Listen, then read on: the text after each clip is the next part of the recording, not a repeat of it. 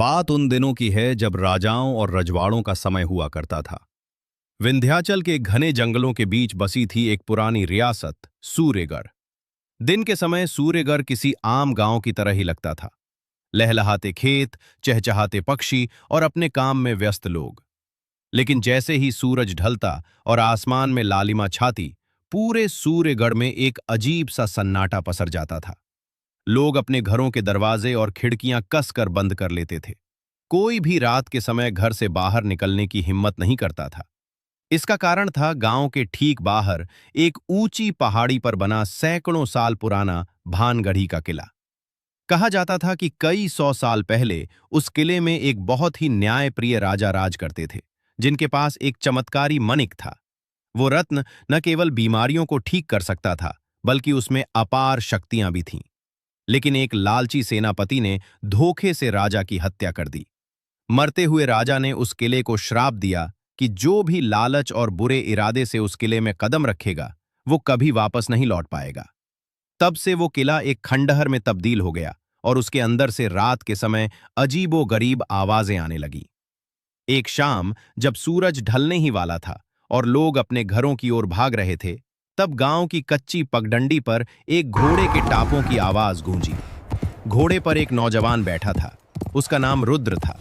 उसके कंधे पर एक भारी तलवार टंगी थी और उसके चेहरे पर एक अजीब सी शांति और दृढ़ संकल्प था। वो लंबी यात्रा करके थका हुआ लग रहा था। रुद्र गांव के चौराहे पर पहुंचा, जहां एक बूढ़ा चाय वाला अपनी दुकान बंद करने की जल्दी में था। रुद्र ने अपने घोड़े से उतरकर पूछा, काका, मुझे आज रात रुकने के लिए कोई जगह मिल सकती है? बूढ़े ने कांपते हाथों से अपनी दुकान का ताला लगाते हुए कहा, बेटा, तुम इस वक्त यहां कहां से आ गए? जल्दी से मुखिया जी के चौपाल में चले जाओ, शायद वो तुम्हें पनाह दे दें। और हां, गलती से भी उस पहाड़ी वाले किले की तरफ मत देखना। रुद्र की नजर अचानक उस धुंधले डरावने किले पर पड़ी। उसकी आंखों में डर नहीं, बल्कि एक चमक थी। वो उसी किले की तलाश में इतनी दूर से आया था। रुद्र की छोटी बहन एक गंभीर और लाइलाज बीमारी से पीड़ित थी और किसी वैद्य ने उसे बताया था कि केवल भानगढ़ी के किले में रखा वो चमत्कारी मणिक ही उसकी जान बचा सकता है। रुद्र मुखिया के घर पहुंचा।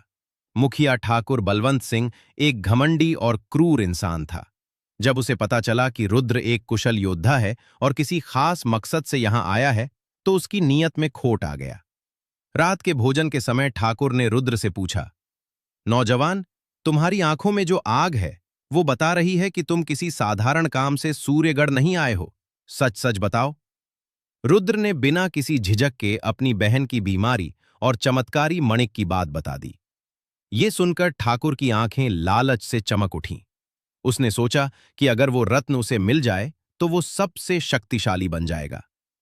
ठाकुर ने एक कुटिल मुस्कान के साथ कहा, रुद्र, उस किले का श्राप बहुत भयंकर है।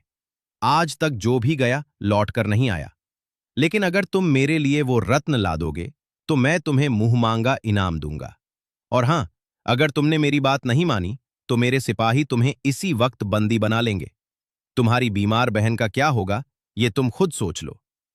रुद्र के पास कोई विकल्प नहीं था। उसने अपनी बहन के लिए इस शर्त को मान लिया। तय हुआ कि अगली रात, जो कि अमावस्या की रात थी, रुद्र उस किले में प्रवेश करेगा। अमावस्या की वो रात बेहद काली और भयानक थी। आसमान में एक भी तारा नहीं था। ठंडी और तेज हवाएं चल रही थीं, जैसे कोई अदृश्य शक्ति रुद्र को वापस जाने की चेतावनी दे रही हो। रुद्र ने अपनी तलवार उठाई, एक जलती हुई मशाल ली और पहाड़ी की ओर चढ़ने लगा। जैसे जैसे वो किले के करीब पहुंच रहा था, हवा का शोर किसी के रोने की आवाज में बदल रहा था। किले का मुख्य द्वार एक विशाल लोहे का दरवाजा था, जिस पर जंग लग चुका था।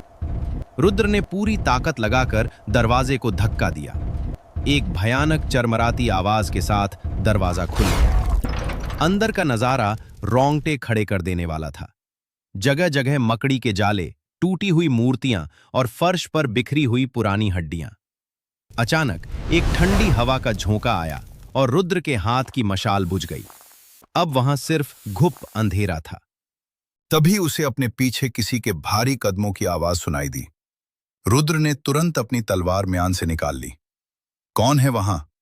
रुद्र की आवाज किले के खाली दालान में गूंज उठी। अंधेरे में से दो चमकती हुई लाल आंखें दिखाई दी।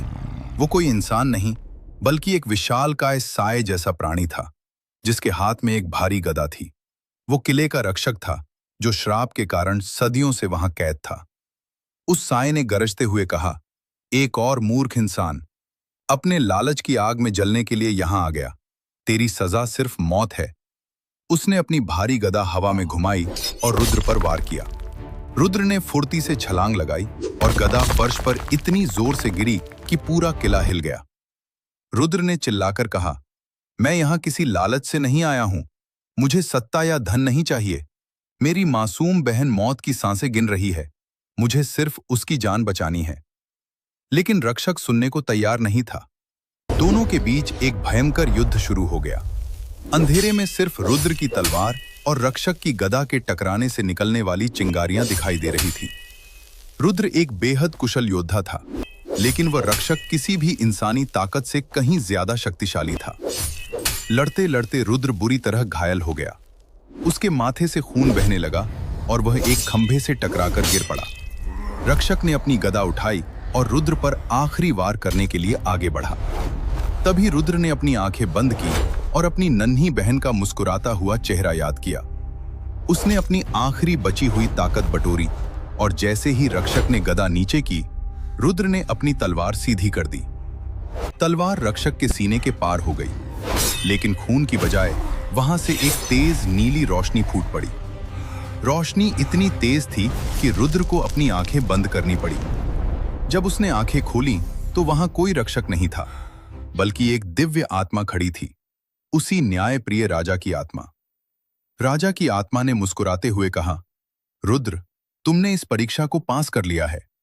मेरा श्राप लालची और बुरे इंसानों के लिए था।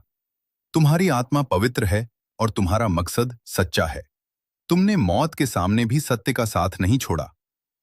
अचानक राजा के हाथों में एक बेहद खूबसूरत चमकता हुआ मणिक प्रकट हुआ। यह जीवनदायिनी मणिक है। इसे ले जाओ और अपनी बहन की रक्षा करो। आज से यह किला और यह गांव दोनों मेरे श्राप से मुक्त हैं। ये कहते हुए राजा की आत्मा हवा में विलीन हो गई। रुद्र ने सम्मान से सिर झुकाया और मणिक लेकर किले से बाहर निकल आया।